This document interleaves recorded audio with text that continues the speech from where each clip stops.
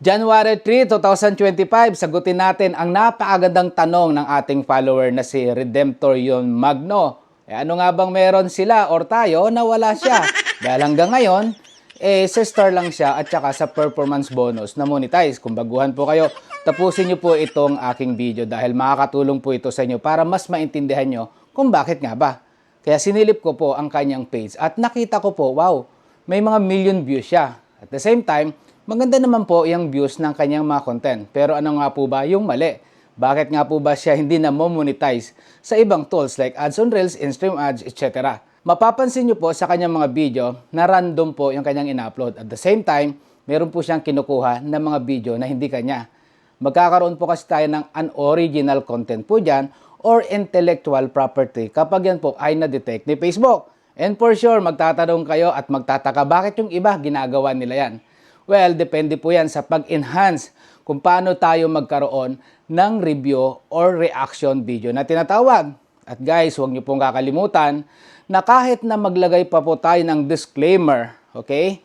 Na yan po, alimbawa, credit to the owner. Depende po yan kung yun pong may-ari ay mabait or hindi. Dahil nangyari na po mismo sa akin yan na na-demonetize po ako for 3 months, for 90 days. Kaya sana po, wag po ninyong gagawin. Mag-upload po kayo ng original content nyo. Kaya nyo po yan. So ngayon guys, nakadepende po yan sa may-ari ng content. Kung i-allow niya po ba yan. Kahit na tayo po ay nagkikredit sa kanya.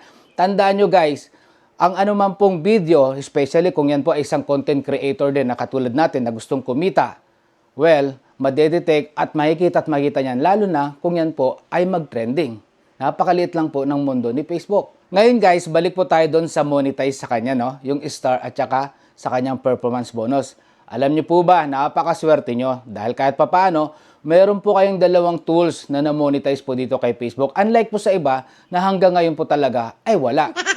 Guys, tandaan nyo po, kung ano man po yung ibinigay sa atin na tools ni Facebook, pag-igihan po natin, mag-focus po muna tayo doon while waiting na tayo monetize sa InStream Ads saka sa Ads on Reels. Yun po ang problema dito kay Facebook guys kasi hindi po natin alam kung ano yung gagawin natin doon sa mga na-monetize sa atin na tools na ibinigay po sa atin ni Facebook. Katulad po sa Star, paano po tayo magkakaroon ng Star? Yan po ay dahil po sa inyong content na ina-upload kapag nagugustuhan po ng inyong mga viewers.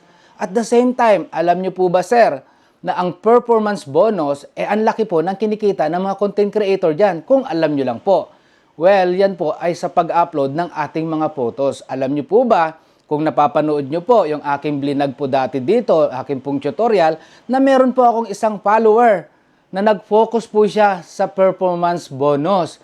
Nag-upload lang po siya na nag-upload ng mga photos at nagustuhan po ng kanyang mga viewers yun. At alam nyo ba kung magkano kinikita niya? Well, tumataginting lang naman po na almost 100,000 per month. Hindi po kalokohan yan. Seryoso po ako dyan. Kaya kung ako sa inyo guys, kung ano po yung ibinigay sa atin na tools ni Facebook, mag-focus po muna tayo. Dahil habang nakapokus po tayo doon, kumikita po tayo doon, at the same time, darating yung mga followers nyo, at the same time, mamomonetize po kayo sa iba pong tools like Ads on Reels or InStream Ads. Kaya kung ako po sa inyo, kung ano po yung ibinigay sa inyo sa ngayon, well, pag-aralan nyo po muna mabuti yan kung paano nga ba kayo kikita dyan. Parang sa buhay lang diyan guys. May mga pagkakataon na yung sarili natin, pilit nating ikinukumpara na ano bang meron siya na wala ko. Bakit? Pero actually, meron binigay sa iyo ang Diyos na talento. Kaya lang, hindi mo lang napapansin, hindi mo lang pinag-iigihan.